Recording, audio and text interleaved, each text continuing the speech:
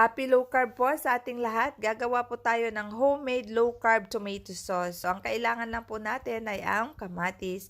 1 kilong kamatis po ang ginamit ko dyan. Naglagay ako ng dahon ng paminta, tapos asin, powdered black pepper, tapos sibuyas. Tapos naglagay po ako ng aking ano tawag nito, ng aking olive oil. Kung mayroon po kayong sauce ng adobong manok, adobong baboy, or di kay adobong baka, mas masarap po.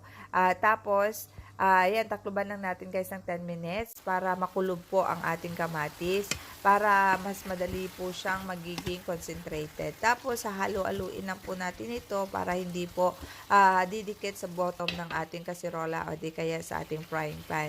Ina-low fry lang po natin ito lulutuin para hindi po siya didikit at hindi po siya susunog. So, ayan guys, takluban na naman natin uli hanggang magkaroon na siya ng marami siyang tubig. Hindi po tayo nagdagdag ng tubig guys. Nagkukusa lang yung ating kamatis na magtutubig. So, ayan na guys, paunti-unti na siyang magiging ano tawag nito, magiging concentrated. So, ayan na.